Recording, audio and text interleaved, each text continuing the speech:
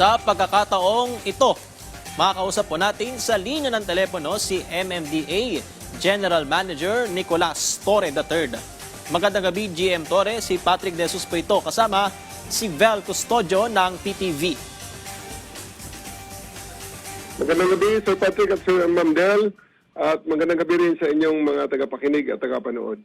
Yes, GM, kamusta po yung sitwasyon sa mga kalsada ngayong Palm Sunday at sitwasyon po sa mga terminal dahil nga po nagsimula na ang Semana Santa? Opo, may mga napapansin tayo na mga magmasing ng mga pasahero, may mga kasama tayo, mga kapwa natin na nandito sa Metro Manila na nagsimula ng mag-exodus sa Manila, from Metro Manila to the outskirts of the provinces kasi may mga nag-leave na ng Monday, Tuesday, Wednesday para dire-diretso na sila hanggang Thursday and Friday, which are official holidays. Pero hindi pa rin ganun kalaki ang volume na yan at na inaasahan natin na mas malaki pa yan sa Miyerkules ng hapon. Sa ating mga kalsada naman, ay nakikita natin na yung palabas ngayon dito sa mga probinsya, sa may mga resorts, kung saan pwedeng mag-cool off ang mga families ay medyo matraffic at nakikita natin na may mga kababayan tayo na nag-take advantage nitong mga holidays, ng sunod-sunod na mga walang trabaho para makipagbanding sa kanilang mga pamilya. GM Torre, ngayon nga pong Holy Week Exodus, pansamantala bang papayagan yung mga provincial buses na makadaan muna sa EDSA? Ang provincial buses po ay pwedeng dumaan sa EDSA pero pagdating sa ang galing south ay PITX at ang galing north ay Cubao ang kanilang endpoint. At hanggang doon lang po ang kanilang mga allowed na ruta temporarily. GM Torre, hihingi lang po kami ng detalye dito sa posibleng pag-operate ng company-based shuttle services ng pribadong sektor. Paano po ba ito at paano ito maihahalintula dito sa carpooling? Ito pong temporary permit or temporary pag-aalaw ng mga carpooling at saka mga company buses na mag-shuttle service ay pag-uusapan bukas 10 a.m. ng interagency committee. Mag-meet kami bukas dito sa MMDA para mapag-usapan ang mga guidelines. So, tinitingnan natin kung ano ang pinaka-the best para sa interest ng ating mga kababayan na gusto nang mag-save ng gasolina and at the same time, hindi naman makompromiso ang kanilang comfort at ang kanilang convenience sa pagbebiyahe. Yes, GM Torre, bukas nga po may meeting ng 10 a.m. pero siguro kukurot lang ako ng kaunting detalye. Kailangan po ba empleyado ng kumpanya, yung mag-aalok na gamiting shuttle ang kanyang sasakyan? At yun nga, may bayad po ba ito or paano yung magiging arrangement? Lahat po ng detalye na yan, sir, ay pag-uusapan bukas kasi mga nitty-gritty po yan na dapat i-matress out sapagkat may mga established standards kasi na under normal circumstances ay hindi pwedeng gawin. Pero sa ngayon naman, hindi naman tayo na sa normal at meron ng state of energy emergency kaya pag-uusapan bukas ang guidelines at specifics para malaman. Mag-antabi lang ating mga kababayan kung ano ang magiging final na decision para makapag-take advantage sila ng mga temporary na pagluluwag sa ating mga guidelines. GM Torre, ano pong klaseng sasakyan yung papayagan dito?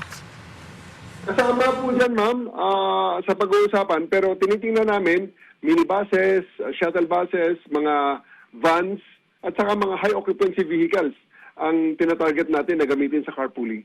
Okay, bukas nga, abangan po namin yung magiging detalye or mapagkakasunduan po after the meeting. Pero GM Torre, ngayon nga po ay mayroong energy emergency, mataas ang presyo ng mga produktong petrolyo. Sa assessment po ng MMDA, ano po yung sitwasyon sa mga pangunahing kalsada? Nabawasan po ba yung bigat ng trapiko? 2 weeks ago, before nitong holiday season, nagkaroon kami ng vehicle count, ng volume count, Monday to Wednesday.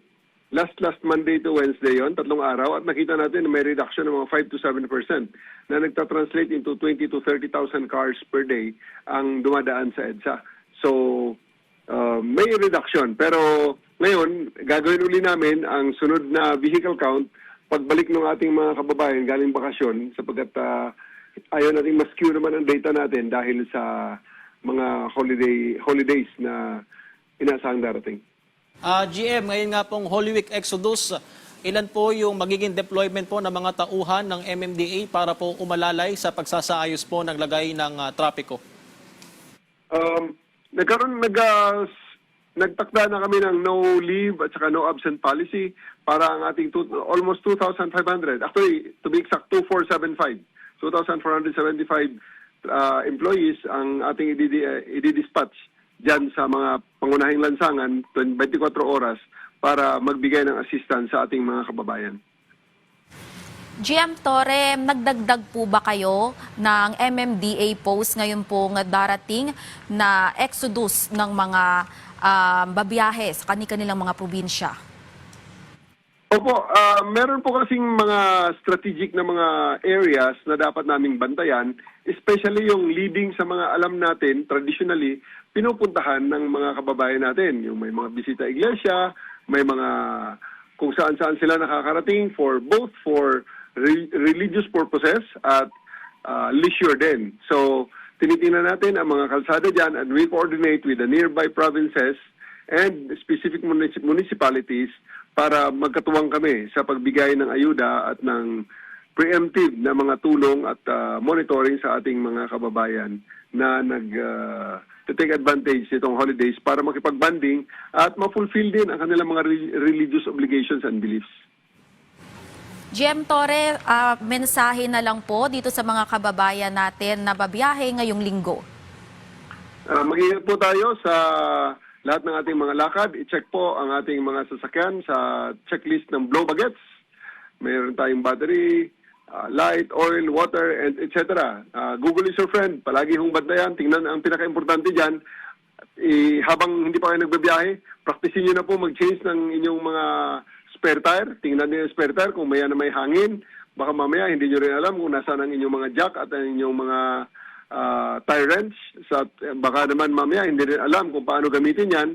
Baka mangyari po nasa gitna ng kalsada sa hating gabi at sa hindi maayos na situation, saka pa nyo kailanganin yan. Mas mabuti na nakapag-practice. At sa lahat po ng mga emergency, lagi pong tandaan, pag may aberya sa daan, ipa-MMDA na yan. Dial 136, 5 minuto, kami ay nandyan. Magandang gabi po at maraming salamat sa inyo, ma'am and sir. Ayun, dial 136.